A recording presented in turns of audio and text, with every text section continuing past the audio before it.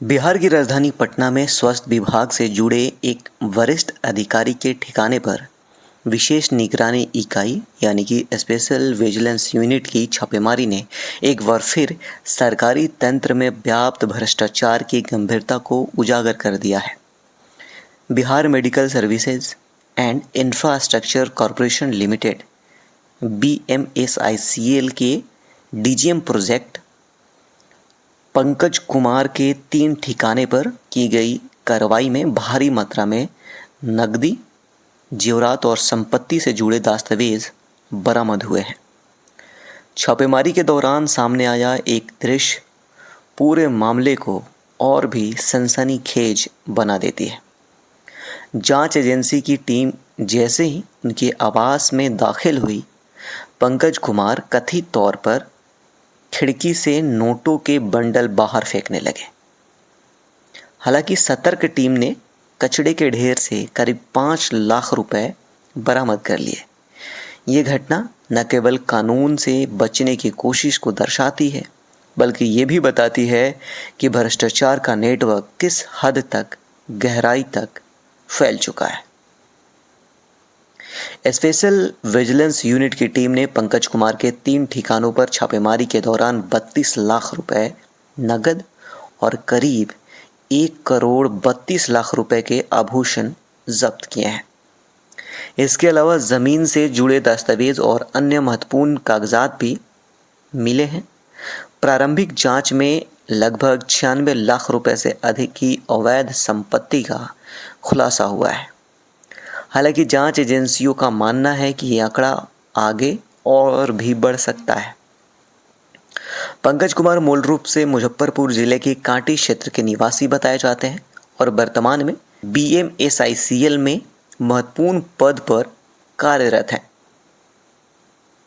स्वास्थ्य विभाग से जुड़े इस संस्था की भूमिका राज्य में चिकित्सा उपकरणों, अस्पतालों की आधारभूत संरचना और स्वास्थ्य परियोजनाओं के क्रियान्वयन में अहम मानी जाती है। ऐसे में इस स्तर के अधिकारी पर आय से अधिक संपत्ति के आरोप लगना न केवल विभाग की छवि को धूमिल करता है, बल्कि सरकारी योजनाओं की पारदर्शिता पर भी सवाल खड़े करता है। ये घटना बिहार में भ्रष्टाचार के खिलाफ चल रही कार्रवाई को एक नई दिशा देती है। पिछले कुछ वर्षों में निगरानी और विशेष जांच एजेंसियों ने कई अधिकारियों के खिलाफ कार्रवाई की है, लेकिन हर नई गिरफ्तारी ये संकेत भी देती है कि व्यवस्था के भीतर अभी भी सुधार की बड़ी ज़रूरत है। सरकार और जांच एजेंसियों के सामने अब सबसे बड़ी चुनौती ये है कि ऐसी कार्रवाई को केवल छापेमारी तक सीमित न रखा जाए, बल्कि दोषियों को शीघ्र और सख्त सज़ा दिलाई जाए।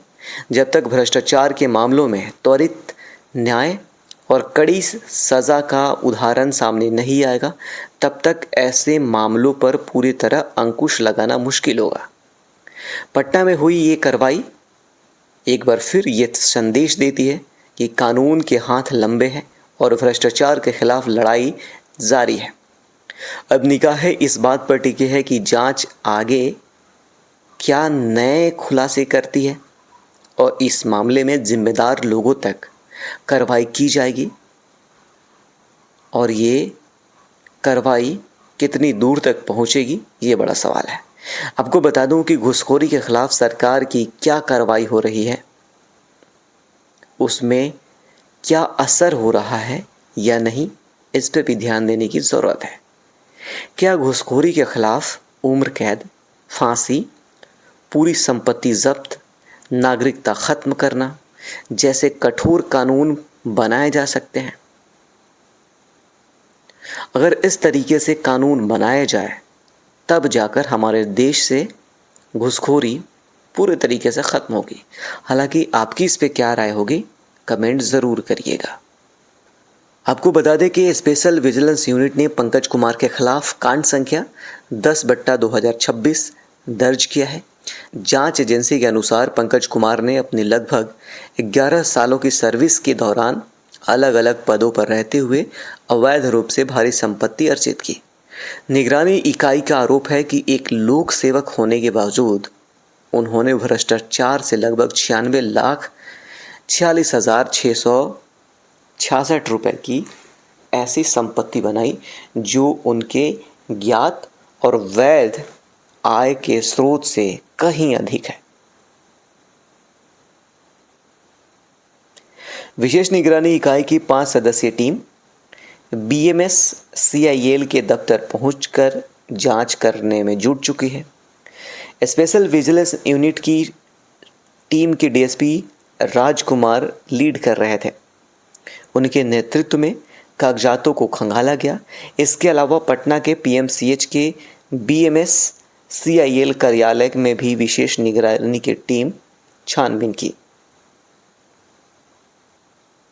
इस मामले में विशेष न्यायाधीश निगरानी पटना द्वारा तलाशी वारंट जारी कर दिया गया था।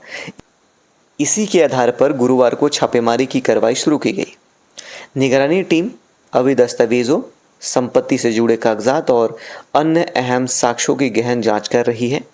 छापेमारी दल का नेतृत्व कर रहे विशेष निगरानी इकाई के DSP संजय वर्मा ने बताया है कि DGM पंकज कुमार के 3 ठिकानों पर छापेमारी जारी है।